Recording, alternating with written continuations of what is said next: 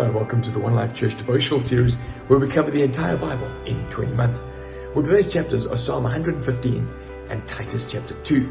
Now, in Psalm 115, the psalmist makes fun of idols and idol worshippers. He says this: our God is in heaven and he does whatever pleases him. In other words, he's self-sustaining, he's self-sufficient. He answers to no one. But their idols are silver and gold, and they're made by human hands. They have mouths, cannot speak. They have eyes, they cannot see. They have ears, but cannot hear. They have noses, they cannot smell. He's really mocking them. They have hands, they cannot feel. They cannot walk. He says that they have these objects that have been created, and those who make them will be like them, and so will all who trust in them. Basically, what he's saying is you become what you worship, what you committed to, which is a principle of life.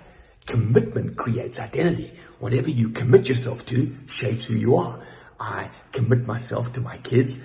I get an identity as a father. I commit myself to my wife. I get an identity as a husband. So whatever you primarily committed to, that shapes you the most. And so what you worship, what you sacrifice to the most shapes who you become. They become like their idols, and they become like those who trust in them. And so he's basically saying it's crazy that they're going to be like the inanimate objects if they follow these sort of idols.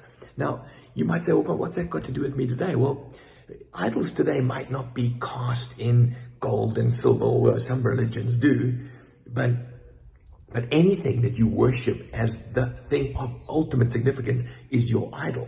So you can worship power, success, and you become like those who worship those things.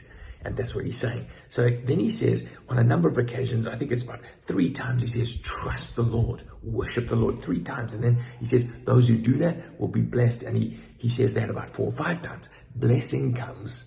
Because why? Because the God who's self-sustaining, the God who's self-sufficient, the God who does whatever he pleases, as you commit to him, he engages with you.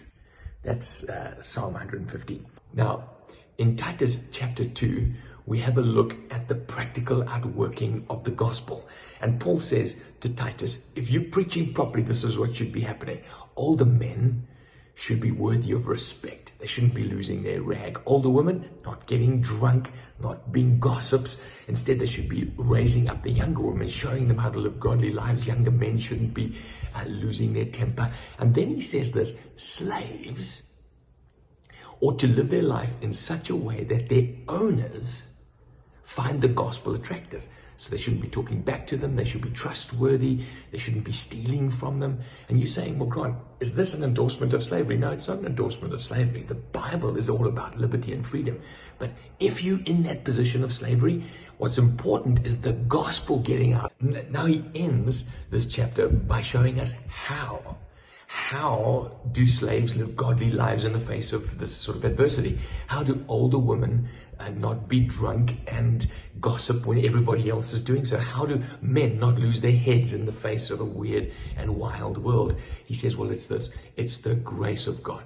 This is how he ends. The grace of God teaches us to say no to ungodliness. And it's the grace of God that shows us how to live self-controlled lives.